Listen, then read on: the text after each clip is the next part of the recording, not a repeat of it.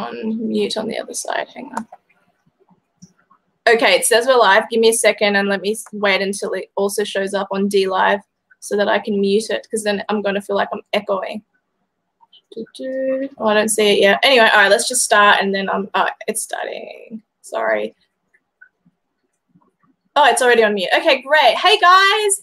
Welcome back to my regular Wednesday night live stream. We are chick heavy lately, so that's really good. We have the very lovely, the very beautiful Alexandra Marshall, and I was very pleased and chuffed to meet her at CPAC. I kept looking over at her table and I kept staring, going, I know that face, and I just could not put a name to it until I just walked over and I'm like, I know you, right? And then we got a selfie and it didn't work. It didn't work, no. Yeah, I get that a lot lately. I've got people wandering up to me being like, do I know you? I'm like, maybe. Yes. That's funny. But CPAC was great. I think we all had a pretty good time over there. We did. Met and ran into people, and it was a bit of a party until the end when it all went a little bit pear-shaped with the election. It was good while it lasted. I agree with that. What bothered me about it was more that nothing bothered me, but what I found unusual about it was that people kept saying, hey dear, how are ya? I didn't know who they were. And I'm like, geez, I didn't know that I was recognized. Like, I don't walk around that way. So that was unusual for me too. But you'll probably get it on a far bigger level because you've succeeded far quicker than... My favorite one is, haven't I seen you in the penthouse? Because I run to the penthouse. And I'm like... That's funny. You definitely have. That's hilarious. How did you get that gig anyway? Writing for Penthouse. That'd be a trade secret, that one. I was recommended by a friend, and then I earned my place. Oh, okay. Well, that's of course you did. I would never say you didn't earn your place. You don't seem like the type that just takes a handout. There's no quotas in the journalistic business, that's for sure. That's true. So did you study journalism? I think we had this conversation already, just to get into a little bit of your own background. No, you just enjoy writing. You just enjoy the topic of... I've always been a writer and an artist through school, so that was actually what my major works for. And that suits you. I've seen you in real life. You're very arty. Sorry, keep going. I taught the state in visual arts and English, the major work English, and then I went into engineering, as you do. And so I ended up doing engineering at uni for a while, and then I ended up in the family business. So I design AI programs for the retail industry, and some complicated systems, trying to get them to behave like human beings. And so I spend all my day solving computer problems. And for a while there, I was at the top of a very large retail company running, 66 stores and the head office and all the accounts and all the stock. And so that's where I get my ferocity from dealing with lots and lots of people every day who make enormous problems, and they all go, can you help us? I'm like, yeah, I don't. You don't even work for us. Get into a different line. You're in the wrong place. That's funny. I don't divulge where I work anymore since the last time I was doxxed. But yeah, I'm working all the time now, and it's just it's funny juggling, because what I do is nothing to do with this political issue-based content that I do online. So then it's really good to have that sort of distraction, I find, to do the thing that I do, and then focus on that for 7 to 8 hours, and then come home and then then redirect your focus to something completely different. Do you still do any of those other jobs, or are you just in the political world now? Because I would go crazy if I didn't have the fork in the road. How are you with that? Yeah, well, my other work and everything started to go a bit pear-shaped when the retail industry collapsed. Absolutely. Because our businesses are in Melbourne, which obviously Melbourne had trouble outlasting a year of lockdown.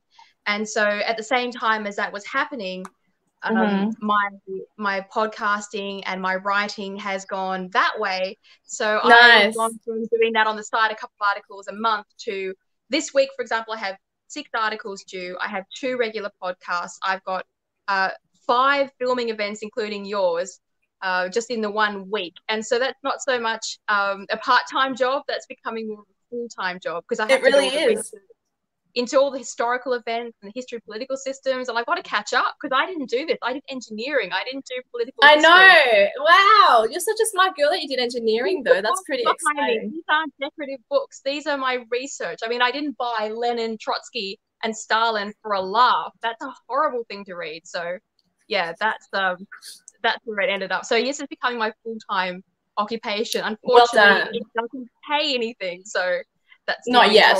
It may, but with the way things are going in the world, which is the reason we're going, which is the reason we're speaking today, is I did a little like 40-second video today talking about the social credit system and the fact that we lived here in Australia and the Western world lived happily, kind of, you know, not mocking, but kind of being like, oh, that's sad. That country has socialism. That country has communism. What a pity.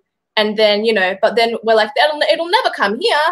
Yet through an exaggerated illness and an obligatory vaccination, we won't be able to travel to another country unless we've had a vaccination. We probably won't even be able to shop in a supermarket unless we've had a vaccination. It's probably going to be a class system. Like, it's going to be like when the Jewish people had to walk around and identify, yes, I'm a Jew. Okay, you're allowed past this checkpoint in Nazi Germany. It's probably going to be something of that nature. And the reason I wanted you for the show was to get your insights. How do you personally think it's going to go? Do you think I'm being too pessimistic, or do you think, because I don't want to be pessimistic as a Christian, I feel like just put your faith in God and we'll be fine. But maybe God wants this to happen. Like, well, what do you think? Oh, well, I'm a secular humanist, so I don't place any... I know you're secular. Yeah, none of my thinking comes in relation to a God. I'm more worried about what human beings are up to and what they're planning and plotting and what their systems are doing. So when I was going through the history, there's a book by Hasluck, which details the early history of Australian politics. And we have not, like, we're not immune to communism. No. Earlier on, we almost became communists. Like a lot of our political parties and people themselves, especially the workers' unions, were almost leaning right into communism. And the only reason we didn't get there is because the World War broke out and the public sentiment changed as soon as the conflict began. And so that almost stopped communism in its tracks because they got to see what communism was really like on a massive scale. And suddenly it wasn't a cozy little warm fun thing. It was a threat, a huge threat to the entire globe. And then what happened was, after the war, was all those communists that were expelled from the system then became lecturers and started teaching our children. And so they've been sitting there quietly since about the 70s, teaching our children Marxism and the value of socialism. And if you talk to kids these days and you ask them what socialism is and they want socialism, they think it's basically free stuff and being nice to each other and free iPhone. And they have no idea. They have not heard about the massacres and what went on. They think that somehow a Mao was the fault of capitalists. The same way they think Venezuela was the fault of the United States instead of course, the regime over in Venezuela. Yeah, my stupid people. Yeah. Now, as far as what's happening with China, I don't think you're worried enough, because this has been going on, this subversion of our culture through our schools and to our youth. So it's not even an external threat so much about what China's up to, because, you know, we can't really, apart from not buying as much from China and disenfranchising in that way with cash, because communist systems don't make money. They have to take money from outside. Our kids think it's a good idea. And while ever the children think it's a good idea, they'll continue to vote for idiots like over in America, they vote for AOC, who is a nutshell. Also, my people. Yeah, she's like the crazy person.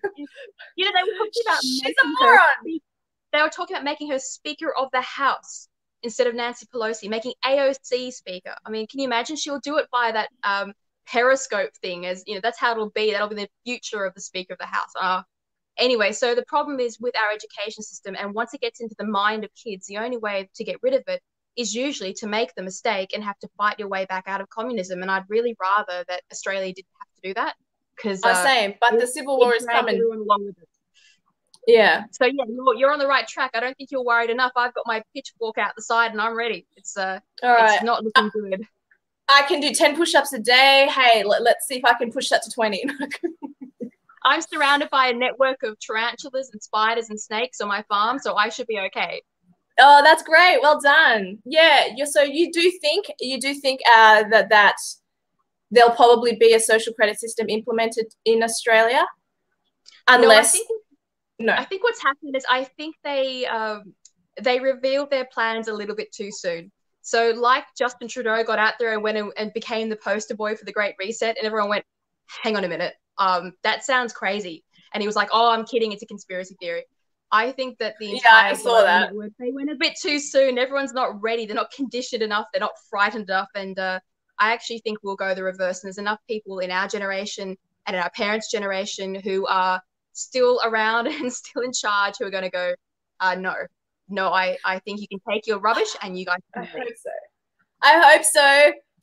See, the atheist humanist has more hope than I do. I feel like it's like we're going to succumb to some sort of a plummet, and you know, I'll never see my family in Colombia again. Like, I'm like, oh, I'm so sad. But you think that there's enough people that'll fight back. It's the boiling frog scenario. So we were sitting there quietly with the temperature raising for a while, and they tried us with Extinction Rebellion and climate change. Nothing happened. Nothing worked. They tried with Black Lives Matter. Nothing happened. And the COVID problem, they've already got the issue where people are like, no, I don't want a vaccine, actually. No, we're going to go back to work. And there's all these protests driving up because people aren't really afraid of the virus. They now have come to the conclusion that, you know what, instead of this whole global tyranny thing and all these rules and all this reorganization of society, I think I'll just take my chances and go back to work. I don't want this new build back better, post-COVID, the new normal. It's not resonating, especially with people in the West. It's not popular. And I just don't think there's enough support behind it. People freaked out when they saw it. And I think they want their businesses back, they want their homes back, and they want their life back. So, yeah. It doesn't matter what the people want. Will the globalists just do what they want anyway? Will Klaus Schwab and Bill Gates and whoever the hell else is part of it, Prince Charles and all them, will all of them just do it anyway, whether we like it or not, and implement this new world order? Oh, well, people always think they can rule the world, and you can't rule the world because you have to rule people. And at the end of the day, as every revolution has shown, that people ultimately have the power over the few elites who try and control it. So they can get a long way. They can manipulate us into quite a few things. But if they go too far, they will be rebelled against like they always are. And they'll realize that their power is not real power. It's only imagined between themselves and their little stupid forums they eject themselves to. When the public stop giving them tax money, when the public stop purchasing the products of the companies who partake in this, they will have to change. And I honestly don't think that they have the power they hope they have. And as for Prince Charles, I wrote a whole article about him in The Good Source. I don't know if you saw it. No, I didn't. I want to read it because he's just. I did a video and referenced him in it because I know he's part of the globalist agenda. Sorry, keep going. And what did your article say? No, I want to read it. I'm not going to bore you with it. The only point being that he thinks by cuddling up to Marxists that they will be nice to him and leave him on the throne. But of course, Marxists don't have any position for royalty in their new global world order, so they will use him for publicity, and then they'll get rid of him. So he should be careful because he's alienating the very people who support him most, which are the monarchists and the conservatives. Now, I completely agree.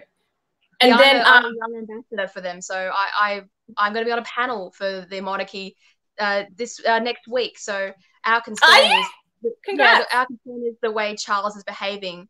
That he's totally on the wrong track. He cares for the environment. That's great. We all do. But the globalists don't care for the environment. They care about power. Yeah. Hey, Baring, but why wouldn't you trust communism? Everyone is equaler and freer. I love Baring. He's always so sarcastic. Some people are slightly more free than others. Yeah. Yeah, the ones at the top are freer. Yeah, if you can afford in your private jet to plant a few rainforests to travel internationally, then you're free. You're fine. You can do what you like. Yes, but we'll be walking around with chips or whatever the hell it is that they say, however it works. Like, if your passport doesn't say hasn't taken vaccine, you can't probably enter South America, Canada, Europe. Like, that's what I'm scared of. I'm scared that I'll never be able to travel again. Did you see what Clover Moore and Gladys Berejiklian have planned for this New Year's Eve? They're saying that Sydney side. No, you didn't see? So Sydney siders are going to need. I'm a Sydney sider. Yeah, you're going to need a pass to be in Sydney, even if you're a resident. You have to go online and get yourself a pass to be in Sydney if you're a Sydney resident. Yeah, I'm not a that's the Sydney face. resident. That's the I'm a face New that we all made. Dead serious. It Wow. was all over the paper. You've obviously missed that one. Serious. It Wow. was all over the paper. You've obviously missed that one. I Yeah, if you're a did. resident, you What the have to hell get a is pass. wrong with her? They don't want people in Sydney for New Year's Eve, the very day that all the shops are desperate to make their sales. And you're going, if they're residents of Sydney, they're already in Sydney every other day. What's so special about New Year's Eve that you require? Does COVID know it's New Year's? Is this how it works now? The virus is like attuned to be extra bad on New Year's Eve. It's The thing, nightmare. it's ridiculous. The thing with COVID is what people don't realize is that it fluctuates. When COVID knows that Biden is special, so, COVID doesn't really work during election season, and COVID doesn't really work when Black people commune and, terrorize. But it works, but otherwise, for everyone else, it really does work. Well, but COVID also obeys. COVID knows your curfew time, so it doesn't hurt you on your curfew, and it also knows how far you are from your house as well. How great. What an amazing disease. I mean, satire for any idiots on the internet who are going to take this out of context. We're obviously mocking the living heck out of the rubbish restrictions that the fact that you have to say that is sad. I wish Twitter had like a satire signal you could use or a font to show that you're kidding, right? That you're joking. Yeah. Okay, so that's the Great Reset conversation that we're having. That's the whole thing. I'll be quiet for a while. No, I want you to talk. You're so well informed, and I clearly missed that point. And I'm not going to lie, I used to be so into politics. I knew everything in the news, and now I sort of care less because I'm sort of fed up with it. And that's why I said to people who were watching my channel, I want to do less politics and a little bit more issue-based topics. But I've really just sat back and done politics again because it's just so relevant. So I did all this footage on the election fraud, and I did all this footage on the Great Reset, and I did a video on that, and then I did a video on the election fraud, and before that I did a video on women and politics, and just like it's sort of just returned back to politics, but I want to go back to doing issues and talking about child sex abuse and abortion and immigration. Women and politics. That's the topic I hate most. I did it already. Watch my video. You probably won't like it. I can't. I just can't deal with it. It's my least favorite thing in the whole world. Why? Why do you hate it? Because of the way the men on the right are, how stupid they behave on the topic. No? What is it? Like, if you're going to be a politician, be a politician. Your gender should never be mentioned by anybody. I can't stand this idea that you're treated or talked about differently if you're a woman. I will stand in any corner, in any conversation, any industry, and fight my square without reference to my gender. It's just one of those things that bugs me, especially those women politicians that get up and pontificate on the merits of their gender as if it was I agree with that. But the thing is, a part of my video, I was talking about Sarah Hanson Young, and I was like, women tend to be more emotional. They just are genetically. Then this study proves it, and they tend to be a little bit emotional. Matt Keen's pretty emotional. Oh wow, one guy. How many women can I pull out that I'm crying? Half the Labour guys, they get off their temper, they go nuts, they're crazy. Oh, they're little. You know what though? At the end of my video, I did say that the men of today are not men either. That they're man children. That they behave like women. Even the men on the far right and on the far left of politics manipulate like little pussies, and they get offended at the dumbest things, and they think that you're talking about them when you're probably not, and they personalize everything like a woman does. They are career politicians. They are not politicians in the normal sense. They're just careerists, and they are lunatics. They are careerists. Women be crying. Bearing, I love his comments. Hey Bearing, I sent you a text and you didn't respond. Anyway. All right, let's move. Everybody now, I don't care. Sorry? I'll have upset all your viewers now, but I've sat through too many forums. No, I actually agree with you on the element of it shouldn't. If a woman is in politics, she shouldn't pontificate and be like, oh, I should stay in politics because of vagina. Like the way Hillary Clinton was doing. Oh, let me put it this way. I went to a women in politics training course in Parliament. And they were talking about how women have to learn to take up the space to which they are entitled, and how to be more assertive. I'm like, I'm not entitled. If women don't know how to take up their space that they're entitled to, then you shouldn't be applying to become a politician because you're clearly not capable. It's just rant. Okay, next topic. Next topic. Switch. All right. So, okay, what shall we? So, do you believe that there is a new world order, and you believe it's on the horizon, like 4 or 5 years? Oh, I think that there are always people at the top ongoing. trying. What? I think it's ongoing, but keep. Oh, right. I thought you meant the film. I thought you meant the thing. No, okay, no. Sorry. To me, my opinion is that the new world order is ongoing. What do you think? My opinion is that it has never stopped. There's always a group of bureaucrats or politicians or dictators who think that they can reshape the world in their own image. I mean, in the past, it was religious organizations and politicians who used to work together. Church. Now well, lots of churches, like lots of religions, talking about the Islamic religion and Catholic religion and Christians have all done it in the past, and even before Christians don't do it. Catholics do it. Hey, no, just kidding. I'm sure the Protestants did. The Protestants do it? Except for perhaps some of the smaller ones didn't have the opportunity. But I digress. Now it's basically political groups and bureaucrats who have taken that role from society, and they've gotten into bed with this idea of we can make the world a better place for them, not really for us, if we reshape it and we force people to act how we want them to act. Now, even on a small scale, we know that doesn't work. You can't even take over a small community council and get the population of the community to do what you want, let alone the whole globe of unaffiliated people and cultures who have different ideas about what they think is civil rights, different ideas about what they think is ethical.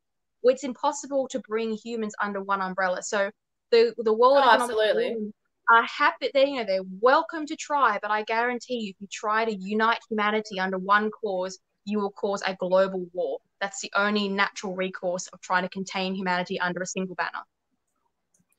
Well, I agree with you, and part of my issue with that, yes, PC Leaks Pete, I agree, religion of peace. I'm not shy about saying that. You're right. It's not the elephant in the room. I'll say it. Islam is part of it for sure. Hang on. Yeah. There's an interesting Churchill point about that, which I should have dug up for you, but I can't remember. What'd you say? What did you want to dig up? There's an interesting Churchill quote about the religion of peace that was wow. Yeah, I'll dig it up to you and send it to you. You'll enjoy it. I don't have a photographic memory. I have to look it up. Oh, that's fair enough. Not all of us can be Sheldon Cooper. It's not. But no, it's not possible. Yeah, I don't think it is. Someone's asking you a question. Do you think they'll succeed? Like, have you the opinion that they will actually succeed in this plan, or do you think it'll break? Not. I think, I don't know whether we're there yet. I don't know if this is the end times exactly. I go around asking different people, hey, what do you think? Hey, what do you think? Hey, what do you think? My opinion is more of a hope, and my hope is that because every single century for the last however many years this earth has been inhabited by the human race, there is a persecution that comes about towards Christians. There is it's the end time moment, and then they come out of that, and then they have their Great Depression, and then they have this and they have that, and then society builds itself back up. So I'm hoping that that's what will happen. I'm hoping that things will happen, we'll plummet, and then we'll build ourselves back up. I don't want to lose my internet. I don't want to lose my electricity. I don't want any of that to happen. But I feel like we can suppress that from happening if we act. But the issue is we're Australians, and Australians are complacent. Australians are, for lack of a better word, lazy and unaware politically. And a lot of people say that when I say that, I sound like I'm pontificating, like I'm better than everyone. I don't mean it that way, but it is just a fact. So I apologize, especially to you, Dean, who says I pontificate. But yes, that's what I think. I'm hoping that enough people will fight back and we'll be okay. What are your thoughts? I also think a lot of that is dependent on Trump versus Biden. Sorry, keep going. Do you want me to freak you out? You're gonna scare me. Go. I specialize in complex systems and data models. That's sort of what I do as part of my day job. And I found that very interesting because it actually translates into politics quite well, because human systems are data systems, and you can predict them if you know enough about what they're up to. Not manipulate them, predict them. I'm not into the whole world domination gig. But what I noticed is that political systems, they're caught in an evolutionary environment in which every political system is struggling against another political system, either by its success or by open warfare, to survive. And so political systems spring up and they die out. Now, the interesting thing is that peaceful capitalist democracies are not the most successful system as far as power is concerned. And so you find that we are the minority. Capitalist democracies are not usually willingly come about by leaders because it requires giving up power voluntarily on a cyclic basis. So I worry that what will actually happen is the more successful systems, which are tend to be predatory, like dictatorships and communist-style systems with absolute power, will actually become the norm, and we will lose our democracies and our especially our peaceful capitalist democracies to this evolutionary environment of political systems, because there's no guarantee that humanity will settle on a democracy. It takes a lot of discipline, and it takes continuous cultivation, education of children, as well as our external threats to keep a democracy afloat. So, yeah, that's what if it wasn't for the UK being on an island, I don't think we would have got as far as we did, because it was that island and that gap between them and Europe that allowed them to develop their system that we inherited, and they spread across the world later. So yes, that's what worries me, is that it might not succeed, and that we might. So that's what we have to hope for. Well, you can't hope to anything, but you can hope on the human race that we wake them up enough, or that they wake up enough, and I can do my prayers and keep doing my videos. We have to hope that humanity rejects oppression and rejects the systems like communism and socialism, but they won't. Yeah, so we have to hope they actually reject that. That's my. But they won't.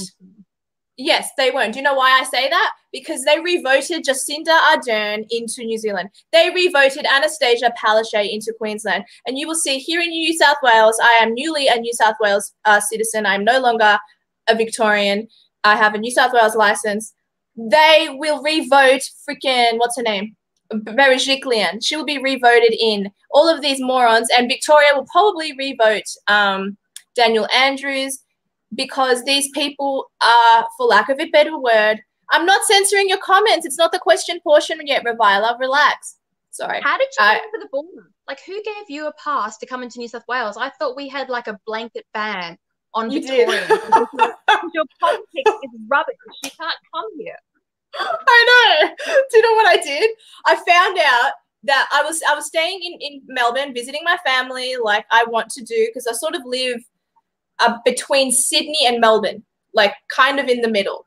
And I was like, this is great. I can work and do this job, and then tell the job that when I don't want to work, I'll just drive to Melbourne, hang out with my family, and come back. It was perfect. Then, and so then I left the job that I was in, because it's the type of job that you can leave it and come back and it's all good. And then I stayed with my family. I was there for about 2 weeks when they said that they're closing the border again. And then I was like, oh my gosh, what the hell? And then my mum's like, so what are you going to do? I'm like, I'm going to go back. I'm not going to stay here in Victoria. And so the next day I drove back immediately. And then all of Melbourne was completely closed for months and months. It's 7 months, I think, or 6 months since that time. So I haven't seen my family for months and months and months, which is weird for me. I'm very close to my family. I miss my niece and nephew and my sister. But yeah, so I crossed the border. I took all the back streets. There were no cops on the borders that I drove through. But that was just my little story. I don't know how other people made it. I made it a day or two before the official closure. So that's how I got here. I was only teasing. Oh no, it doesn't matter. I just thought it would be an interesting story. Was it not? It was, no. Oh, okay. What's the next topic? Because these are questions unseen. Yeah, okay, well, look, one of the guys, a friend of mine from the United States, is being a little bitch, so let's get him up. Alexandra Marshall appears to be a nationalist based on her anti-asshole Sharia statements via Twitter. Where do biology or civics blend for her? Dude, geez, you're heavy. That's a heavy question to ask straight off the bat. Go ahead. Can you be more specific about that? I'm only. You know what nationalist?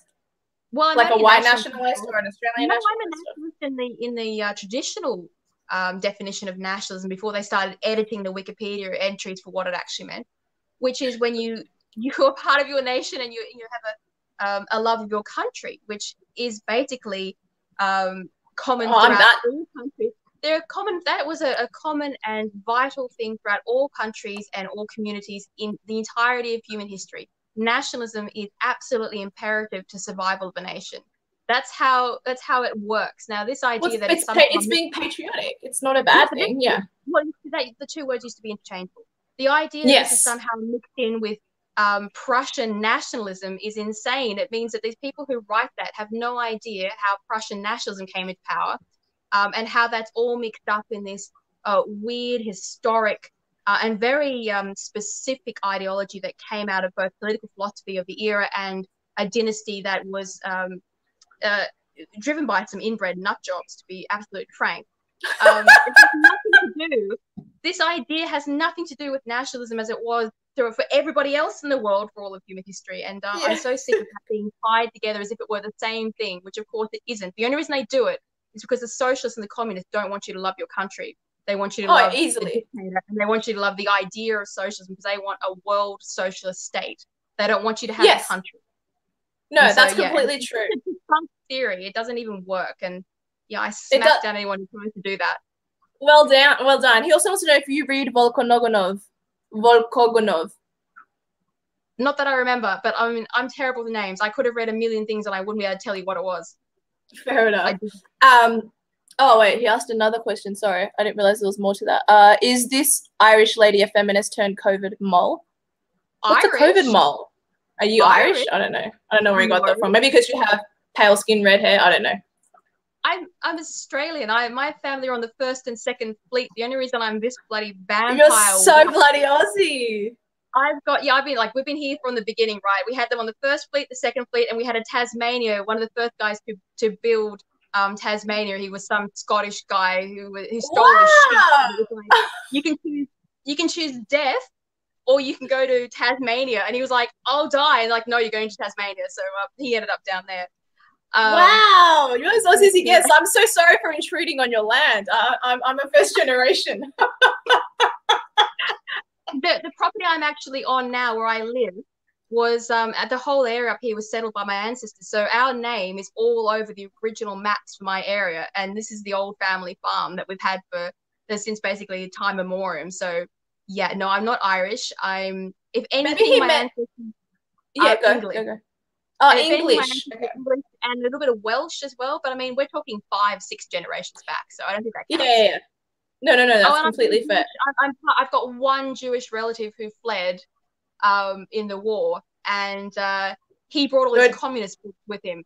Don't talk about the Jews, but you're going to get my audience.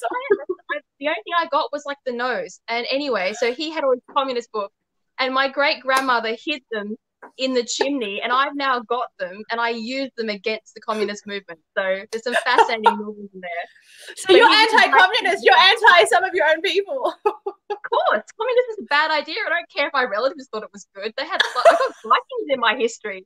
They had some pretty random ideas too. Yeah, what's funny was I was talking on the phone to my mum yesterday, and we were talking briefly politics, and then she said something like, I want to be in a white country. And I said, why? She goes, because our people are shit at running countries. And I'm like, that's right. Colombians are shit at running a country. And I'm like, Mummy, that's racist against your own kind. She goes, I don't care. Colombians don't know how to run a country. And I'm like, that's right. I just thought it was really sort of, I don't know if the word is progressive. I don't want to use the word progressive because I hate that term because it's the left term. But that's because progressive means regressive. It doesn't mean progressive.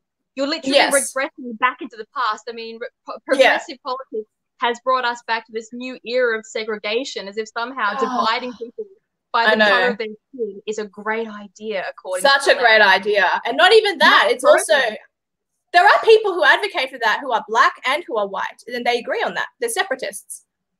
Yeah, and that's not progressing. That's regressing back to, our ancestors would be horrified if we were going back that way.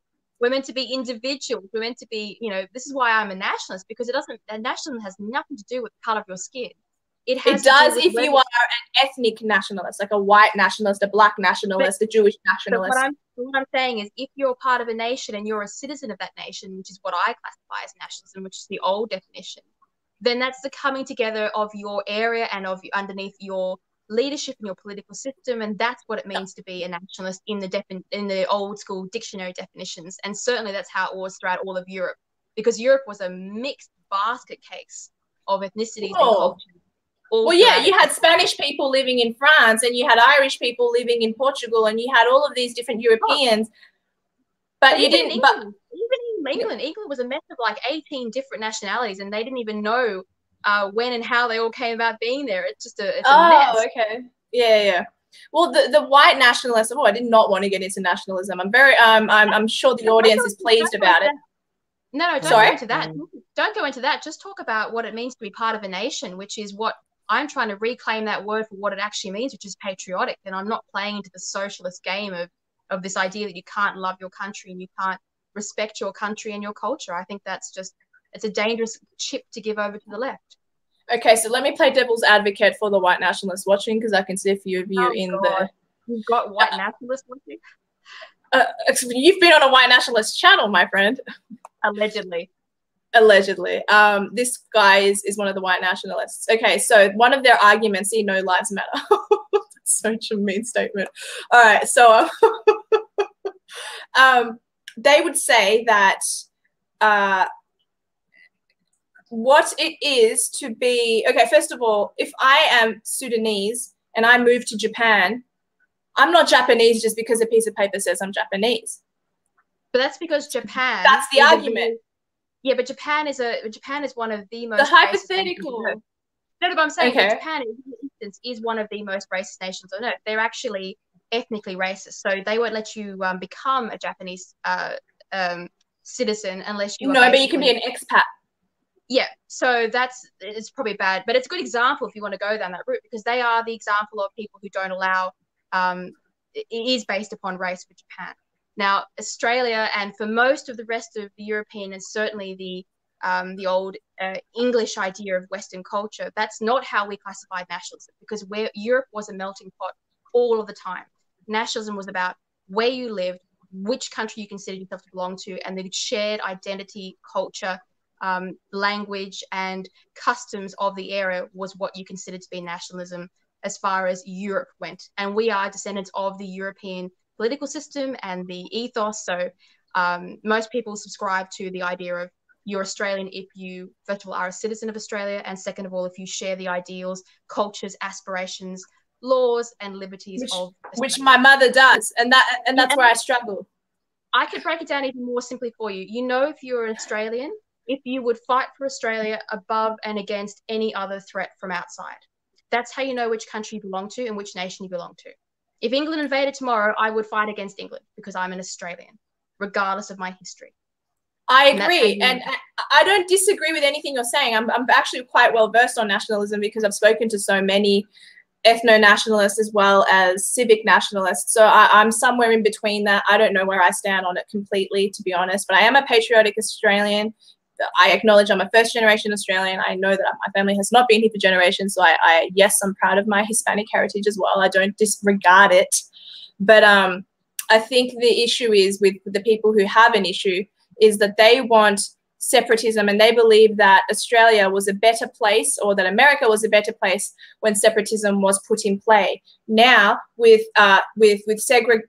integration, there is more crime in the United States among Black communities. That's just a fact. Now, a lot of the white nationalists, where I would disagree with them, would say, well, it's because it's genetic, black skin, they're savage. I'm like, no. It's because there's no fathers in the home. It's because there's less education in those areas. I'm sure. Well, we know that's wrong anyway. We know it's wrong for both Australia, and we know it's wrong for the US because what's wrong? It is true. It's true that Black areas. No, that like the cause of the problem. If you look back, Australia was more cohesive and peaceful despite having an enormous culture mix, which it always has. It's had waves and waves of immigrants of different cultures.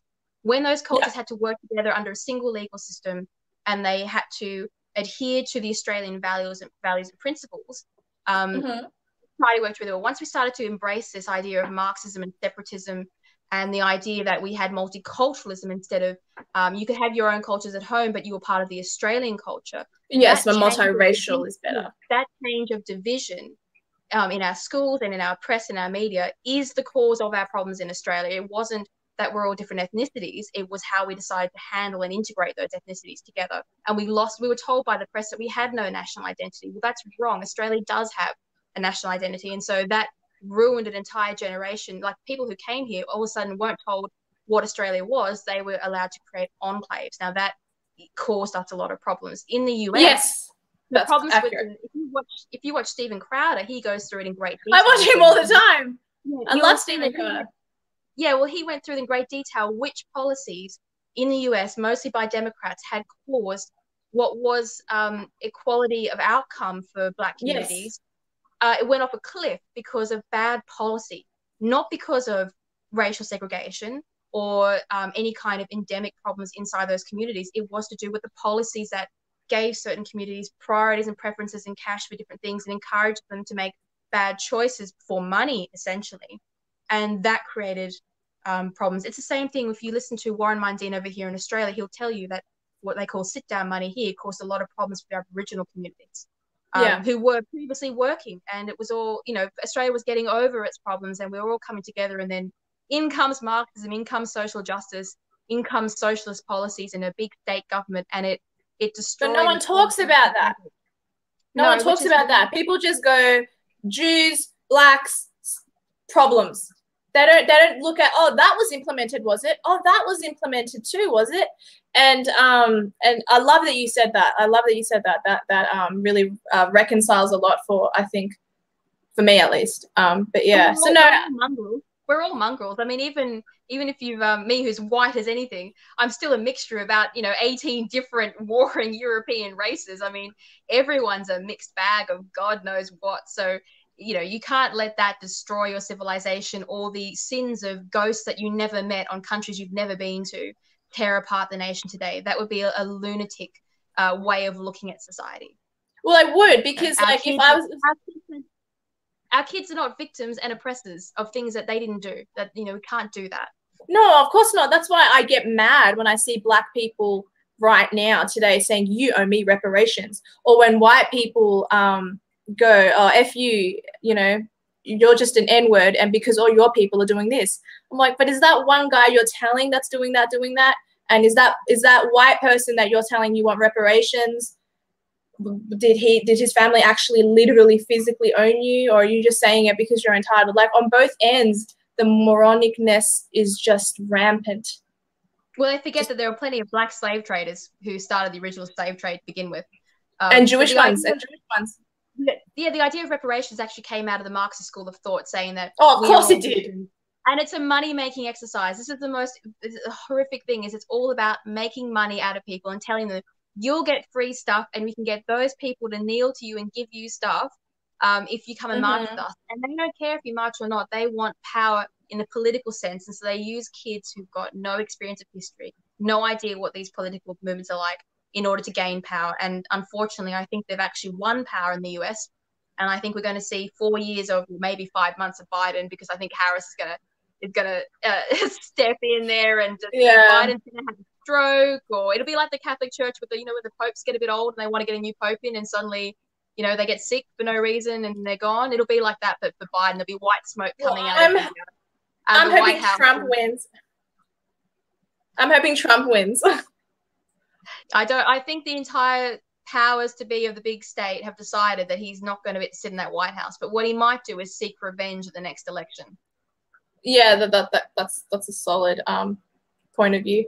I was just going to say, you mentioned something that sparked an interest in me. You said that they're making an industry and making money or profiting off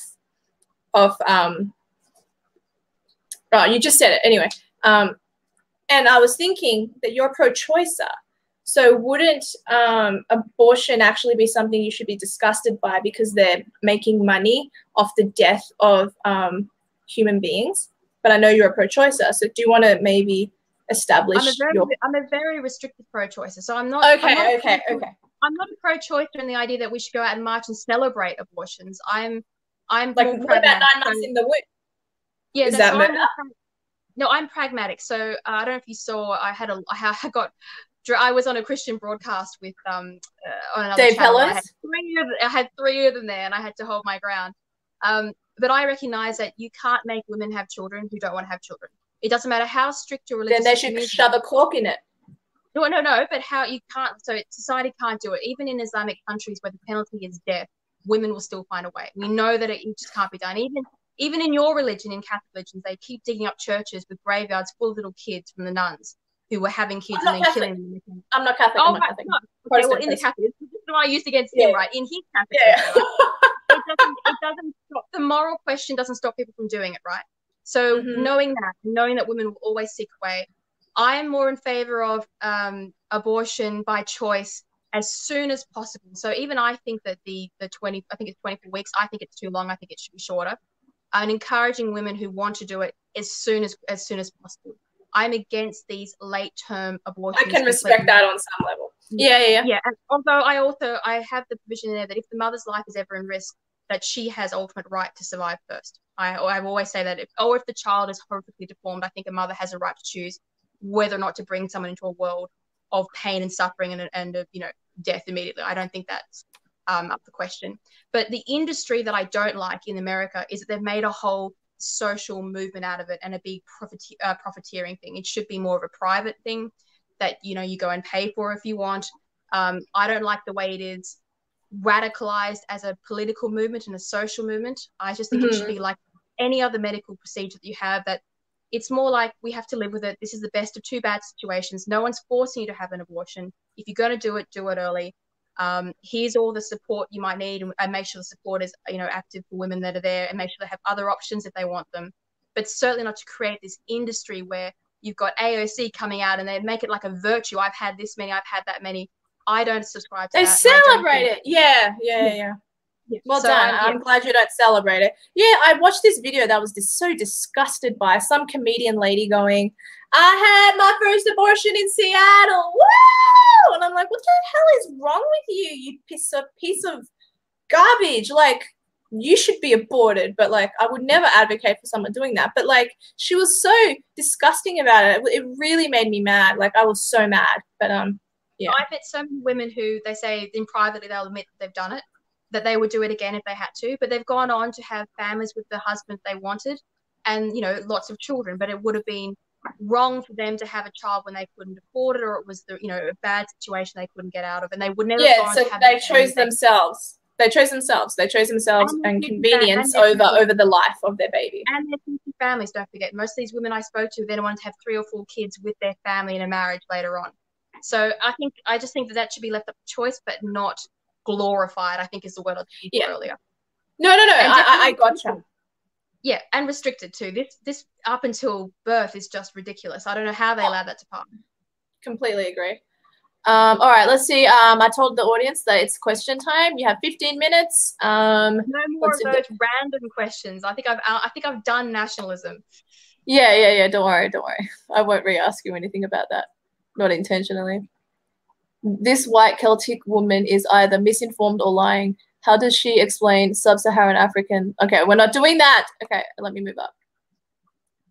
You will have to, filter out those ones.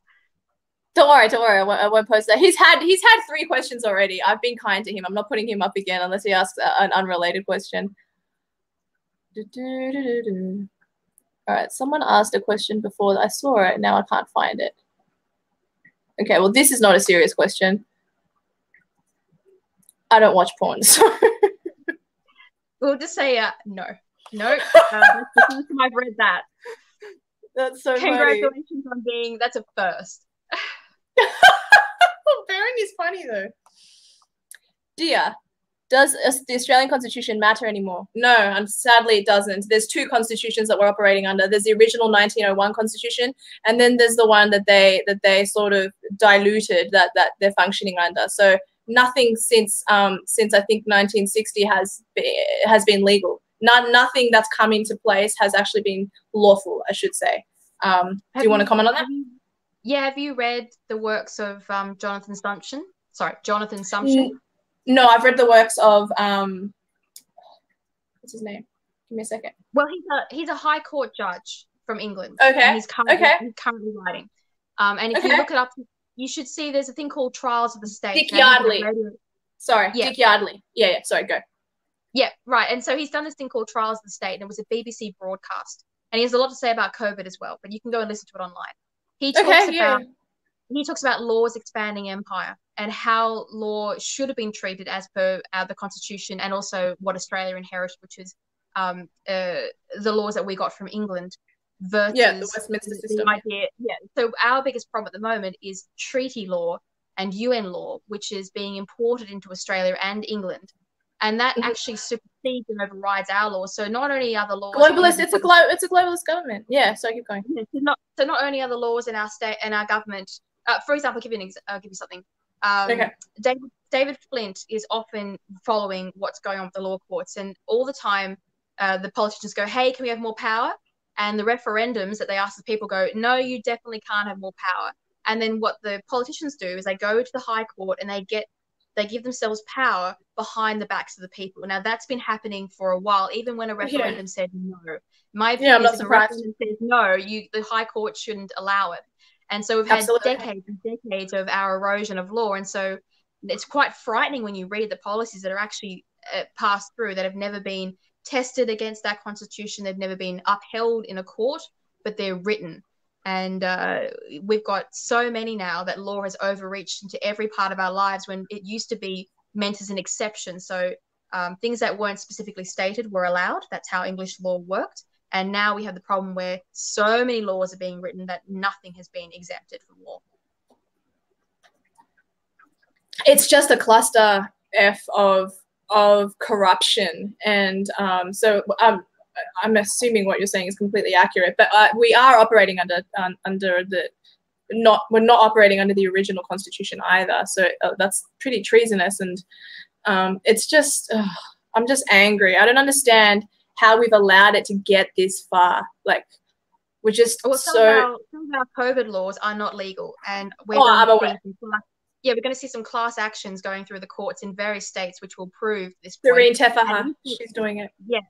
And if they succeed, we're going to see some massive compensation payouts for pretty much every business and every person. And that's what our politicians are frightened of. If they come back and say, "We're sorry, it wasn't really a big disaster, we made a mistake," that means that everything they did, they become liable for. And that's why they won't walk it back.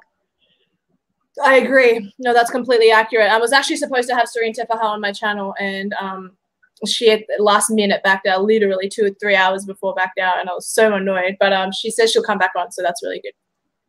Let's have a look. Question. Alexandria, do you believe that common law will make a comeback? We haven't really lost common law. What I think what will happen is some of the ridiculous laws that are being put into place will be revoked by politicians that come into power in the next maybe 15, 20 years.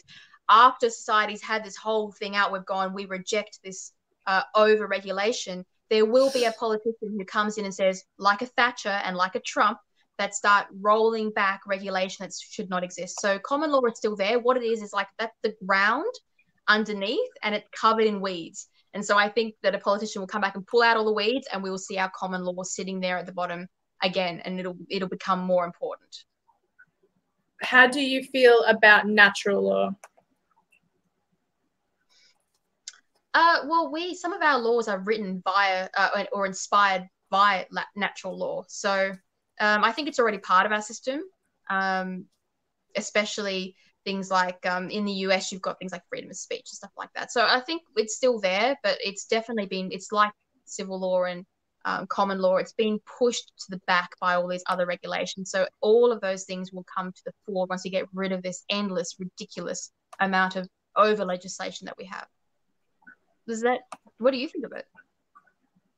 I need to think more on the topic. That's too random a question for me to know immediately.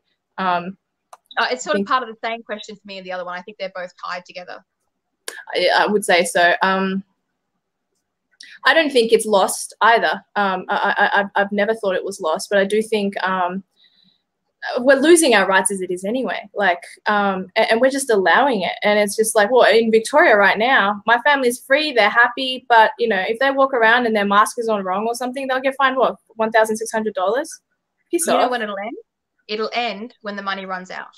So when people realize that trashing your economy has real repercussions, things like losing your house, there's no job to go back to, you can't fulfill your dreams, your kids can't go and do what they want to do because there's no business to go and work for, and all the entrepreneurs have had their savings wiped out. At that point, I think we will see a change in the way people I hope think so. Big Brother government. Well, money does run out eventually. They can't keep going. Well, it has to. They can't keep printing it. That's what Argentina does. Argentina prints and prints and prints money. There's no value to it. Stop printing your money. Stop being an idiot. Like put value into a source. Like if the source is fruit, vegetables, gold, whatever. Like do a swap. If money doesn't mean shit if it doesn't have value behind it. And it used to be run on gold, right? And now it's like not even run on that. Well, do you know what's interesting? Being in a farming community, we've noticed a lot of the farms are going back to trade instead of sales and purchases. Everyone's going back to just trading. That does not surprise me, and I think that's a really good idea. It's really funny because some guy came to the house like several months ago, and he knocked on the door and he goes, "Hey, I would like to purchase some honey." So my housemate who makes all the honey was like, "Yeah, no worries, mate." And it was a cop. And the cop is like, do you have a permit for this or something? I know, Dean, that you're watching, and I know I won't retell the story properly. But anyway, and the cop is like, do you have a permit? And Dean's like, yeah, it's my honey. Yes. He goes, well, where's your beehive? He goes, I don't have one. He goes, this is honey that was made elsewhere. And then he still has jars and jars and jars and jars of it. And so it's as innocent as that. And then he goes, oh, well, and so then Dean kind of starts to grill him going, so wait, you came here because of a jar of honey and you thought that I was selling it illegally when it's my honey, it's my business, and all of that kind of stuff. And then he goes, I'm not doing anything illegal here. And he goes, well, we're going to change that, you know. And he's like, change what? He goes, yeah, it's not going to, eventually that's not going to be legal. And then Dean's like, what are you talking about? Like what, you don't want... So basically, the way the cop was talking was as if he somehow, he was on a power trip. He loved having authority in that moment, and he basically doesn't want people to sell to people either. So it's going to have to be swaps. It's going to have to be, I'll have your potatoes if you have my baked bread. That's where we're headed. Back in the Great Depression, my great-grandmother and grandmother, when she was a little girl, they ran, so basically my great-grandmother and her husband ran the first bakehouse and cake shop in Sydney. And they started it by collecting stamps, the food stamps that they're allowed to have. And they get enough together to be allowed to buy the ingredients to make cakes. And so they started as one little cake shop. And soon after, they were selling to the schools and the communities. They even baked Winston Churchill a cake and sent it overseas. And that grew into a massive business, you know, with 5 different cake stores in Sydney and a huge thing. And that was only possible because there were no regulations to stop them from doing it. They didn't have to spend ages getting council approval. They didn't have to pay thousands of dollars of all these fees to be allowed to do paperwork to do it. And if the government wants their economy to recover after the COVID-19, they are going to have to go back to the Great Depression and have a look at what was allowed. And they're going to have to just take off the red tape and say, you know, some things are going to have to be at your own risk. And most people are happy with going to a market stall and being like, yeah, I'm happy to buy that at my own risk. I don't need a government to put a sticker on it, considering that you buy stuff from China that's been drying on the side of the road and that comes into our stores. But I'm not allowed to buy cakes without some kind of massive, you know, I've done the whole certification course for this thing. It's a nightmare just to sell a cake. I used to bake for Sydney markets. It's just insane. Oh, Alexandra, honestly, you are so accomplished and you've done so many things. Just shut up. I sell cakes and I'm an engineer and look how much I read. You make me feel so inadequate. I'm so inadequate. You should feel any better.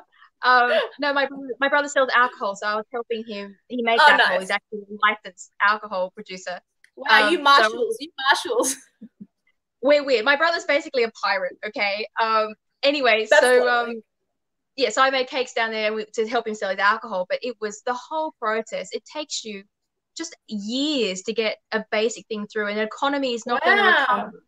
Economies won't recover if that's how we're going to keep doing it. Scott Morrison needs to just sit back and go, right, you're out, that's out, we don't need that, we don't need that. Yeah, and let people have a go. Well, Scott Morrison is a pussy. He's the best prime minister we've had in a while, but he's still a pussy. And he's being puppeteered, and he probably doesn't even realize how much of a tool he is to whatever. Pet. He always was Malcolm Turnbull's pet. If you read the book from Malcolm Turnbull, it was very revealing about what Scott Morrison was thinking and doing around the edges, while Malcolm Turnbull was indulging in these teenage-style diary entries. It was a pain to read. These are man children. Yeah, I don't read things unless I want to read them. So good for you for making it do that. I don't like to force myself to read unless I really want to read. That's just me. He's such a sad little creature. Yeah, I agree. These are irrelevant questions to any topic, but what is your favorite James Bond film? Oh, I think I'm going to annoy everyone and say I think it was GoldenEye. He was my James Bond, Pierce Brosnan, and so I know they were corny, but I loved and the one where he jumps up the dam. I don't know if it's the same one or not, but I do love that. That's cool. I don't know anything about football. I don't know which way they throw the ball in AFL, I don't know. I couldn't tell you. I'm the same. I don't know footy either. I'm a bad Australian. I have to support Rabbitohs and Carlton, and I think they're different. I don't know. I'm pretty sure they're different types of football, and I support them because I'm told to by my family. That's all I know. I'll wear the hat and the scarf. I don't care.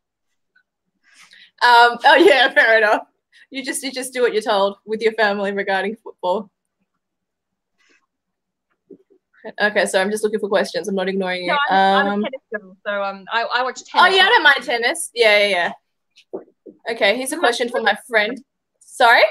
My favorite's gone. Gonzalez isn't in it anymore. He's so hot, and now he's not playing. So sad. Is he Spanish? Chilean.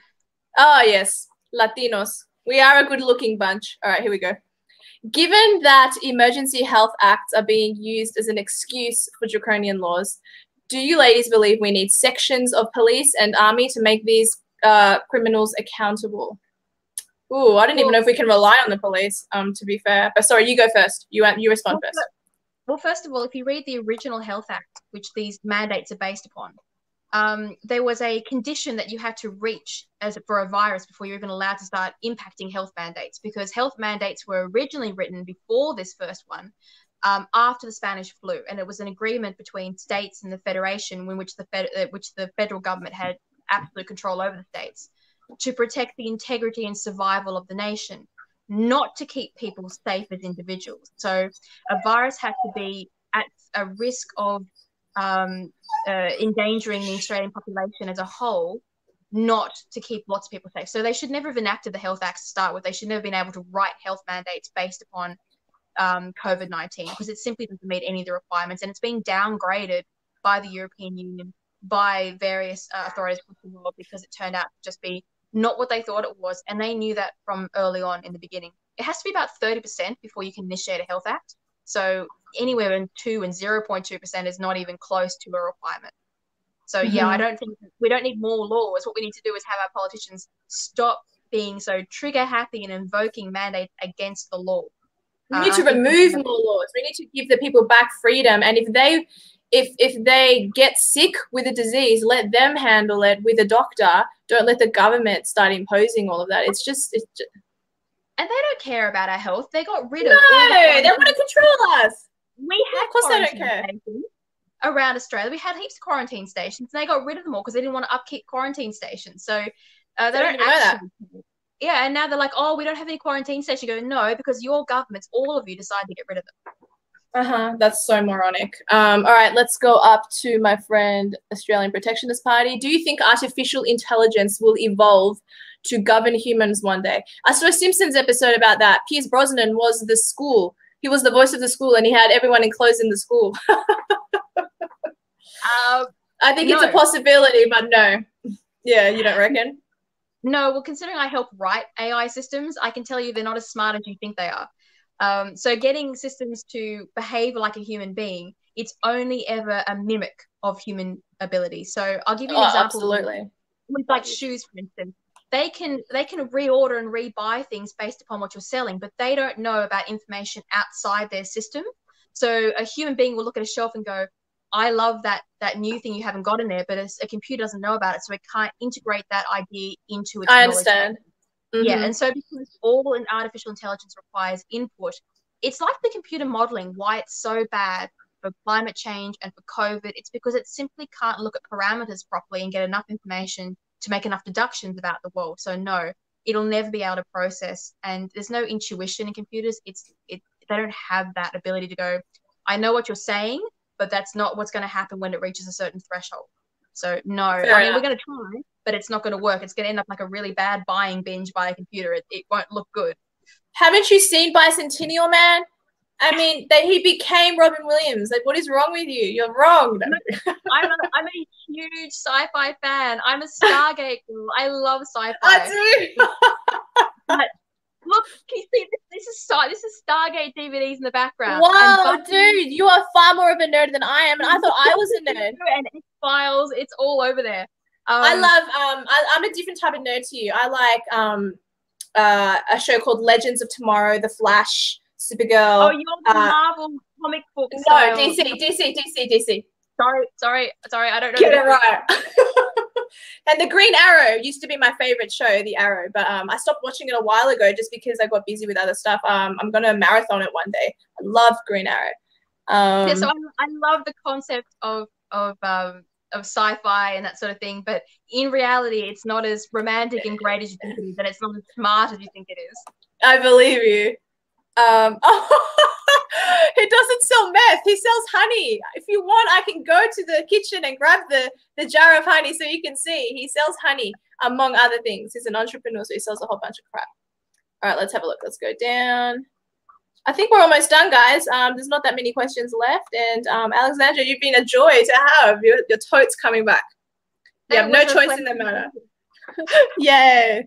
And we're going to catch up for that coffee when you're down in Sydney, if I'm able to get out of work. Yeah. Like, it won't be this week, but I said it will be. It'll have to be later on.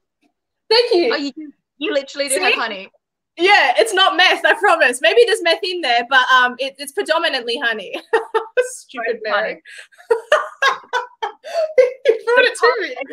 The cops are going to be knocking on your door anytime because you are live to the internet. Yes, I know. We sell honey. Well, it's not we. It's not my honey.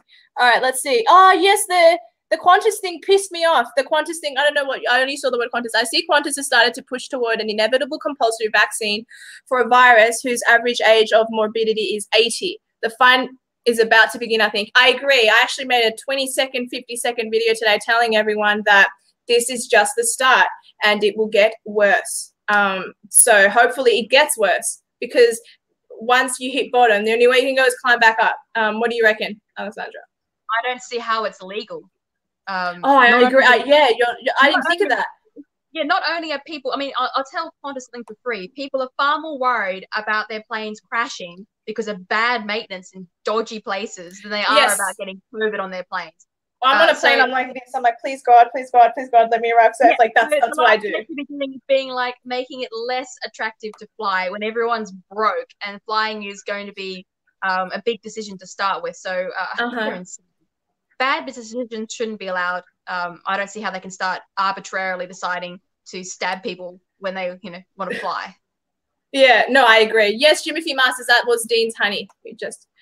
All right, I think that's it. Oh, that's it. Qantas are doing, okay, this can be the last comment. Qantas are doing this because the government cannot mandate it. What do you mean? Qantas are doing this because the government cannot mandate it. Well, it's not He's trying to say that the government wants to mandate vaccinations to travel internationally. Oh, of course. Sorry, that makes sense. Yeah.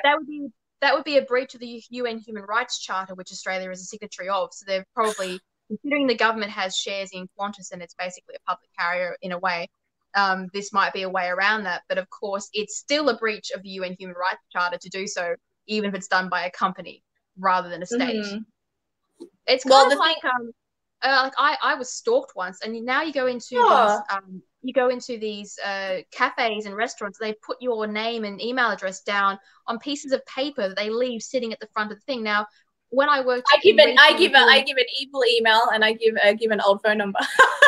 I was in charge of customer club information, and there were strict rules about how we could collect that information, how we could distribute it, and how we stored it. And that all just got thrown out the window when COVID came in. And all of a sudden, those rules and those legislations didn't work. Now, my question is, as a retailer, what happens to you as a business person if you've done what the government told you and something happened to one of your customers because the information you stored was not secure by the codes of the Retail Acts? I agree. The government has no answer for that because they asked them to do it. And I reckon the business will be the ones that paid. So government is, my point was, is leaning on businesses to do things that they should not be doing under our existing laws. And the laws were there for a really good reason. Well, I mean, some laws are there for a really good reason. I also... some basic laws were there. These are old laws. Yeah, yes. No, old laws I probably mostly agree with because that was a saner, more common sense time, whereas today we're not in that time anymore. You can't publicly post your customer information details. I mean, that's a pretty good law. That is, yeah. I mean, because that's a dox. Yeah. Yeah. But it just is what it is. I was going to say something and I forgot what it was, but I've had about 25 people watching altogether on Twitch as well, DLive and YouTube. So I appreciate that, guys. Thanks for watching. No one really knows me, so I'm like an unknown entity. You're not unknown. What do you mean? Like you get. Oh, you're a random farm girl. Well, I mean, I've been at this for 3.5 years or 4 years now, and you make the rounds on the media. You're doing very well. Congratulations. I wouldn't call you. I was really excited when you said you wanted to come on. I've got a pitchfork. I've got a pitchfork. You need to get yourself one of those. I need to get myself something. Hey, I'm here in New South Wales. I can pepper spray. I'm allowed to pepper spray here. So if the government comes in and starts to say, hey, dear, we're going to take your internet away from you and we're going to take this and that away from you because you're a dissident, I'm going to need like something to protect myself. I've already lost your honey and your pepper spray, and that'll be your defense. Yeah. You lay the honey on the ground, and that'll be it. Come on, guys! Look how good this honey looks. Look how golden it is. Yum. You know, when it gets dark here, we've got a driveway full of all these big trees, and at about 8-9 o'clock, all the tree funnel webs come down, and they string webs across the driveway, and they're so big that they're about this big, the spiders. And you can hear them bouncing off the car if you've got to drive through it overnight. No way! You hear the spiders? Yeah, so forget guard dogs. We've got tree funnel webs. I think it's pretty good. Okay, that's all right. I'm not used to spiders and stuff. I'm not one of those girly girls that can't. I'm not like a tomboy in every sense, at least. But I'm also not. I'm not a girl who can't like get a cup and the paper and like move the spider out. But why did you rescue the spider? You killed the spider. I just took it. Well, that's what I was about to say. I didn't do that yesterday. Yesterday I saw a spider. I don't know what kind of a spider it was. It was a big brown one. It wasn't a huntsman. And then I sprayed it and I felt really bad because usually I don't do that. And then I just vacuumed it up. God, I'm so paranoid. Like this chair, I came down one day and I spilt my coffee, which I never normally do. So instead of sitting down, I spilt my coffee. I had to clean it up. And I looked behind me, and there was one of those like wolf spiders, the size of of my hand, on the chair where I was going to sit. And if I hadn't spilled my coffee, I would have sat on the freaking spider. So now I'm like paranoid. And there was a red-bellied black snake underneath my desk last year. So I've had bats in here. Yeah, I've had bats in here that I've had to catch with I took off my shirt and caught the bat. Wow. It's dangerous cookie down here. We're Australian. We're supposed to be used to this stuff. But the funny thing is, I've been very sheltered in the world of snakes and spiders. I haven't seen that many in my lifetime. I've seen them. No, I've never seen a snake in Australia just there. I really haven't. But spiders, I've seen a lot more of. But I don't know. Maybe Melbourne is very different too. Everything's dead in Melbourne. Like Melbourne's got that 4 seasons in a day rubbish going on. And it spiders does. I'm not staying down here. I'm going to New South Wales. It's better weather for spiders. Yeah. I think so. That's funny. Broadcast ever. I think we should go to bed. How crap it is to live here. No, it's awesome. But all right, no, I'll let you go. There are no more questions from what I see. And I really had fun. Actually, I had a fun show. I don't know if you did, but I'm going to rope you into I've got a new show starting this Friday, and I'm going to rope you in as a guest. Oh, I would love to. That would be a privilege for me. And you didn't give me the information of the other dude that you said you would give me. No, I gave it to him. He's gonna. We're at our last show the other day, so he's gonna do in the new year. Oh, okay. No worries. I don't care that much. And I didn't realize. I gave it to him like, oh, he's like, we're done. I'm like, oh, we're done. I didn't realize we were done because it's like December in a week, and I'm like, what? Exactly. I forgot that. Yeah.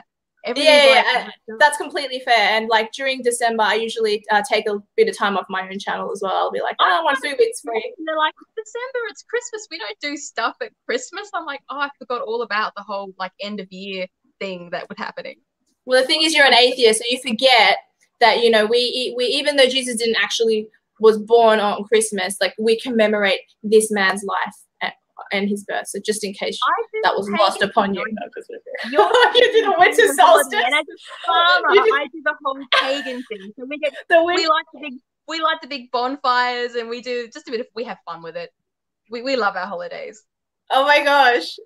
My housemate Dean wants to know, by the way, he thinks you're really cute. Does Alexandra need a pest controller?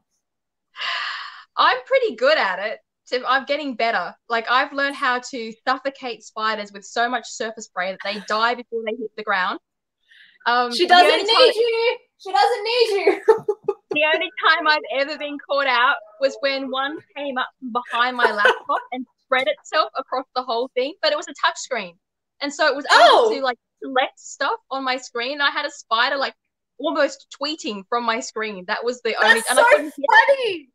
I know, but I was like, holy crap, a spider is literally going to tweet. That'd be the most Aussie thing to ever happen on the internet. That's funny. Dude, I have a similar story.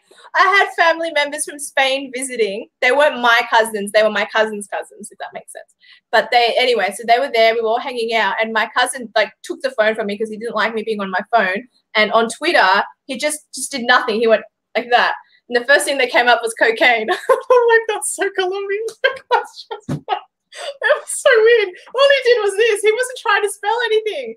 And he goes, cocaina. I'm like, see, cocaina. We just started laughing. It was so funny. You raised your phone. My phone's autocorrect is like, I don't know who the Sony guys were who were developing that app, but my phone has almost said some horrific things to important people. I'm like, oh my God, I'm turning predictive text off my phone. That's funny. That's really funny. Yeah, my phone has been stolen by people and written things that it shouldn't have written to other people. Anyway, I just got to go. No. My brother needs to come back into this area, so I got to go. I'm so sorry. Okay, everyone, she has to go. Please, there was one question about your channel. She doesn't have a YouTube channel, Owen, but I do. Oh, you do? Sorry, I thought you didn't. I apologize. It's mostly sci-fi video. I used to make music videos like for like the last 15 years for fun. Nice. It was my hobby. So my YouTube channel is mostly that. So follow me on Twitter, which is @ellymelly. Which I will add. I can add that below. I didn't add it, and I should have, but I thought you had a podcast channel. I've got Facebook and I've got Parler, and I'm running a new show from The Good Source. But like, follow me on Twitter, and you'll get links to everything. Okay, I'll add that in the description box below. Guys, she has to go. She's been very, very good and very tolerant. All right, love you guys, and thank you so much. I'm ending the broadcast.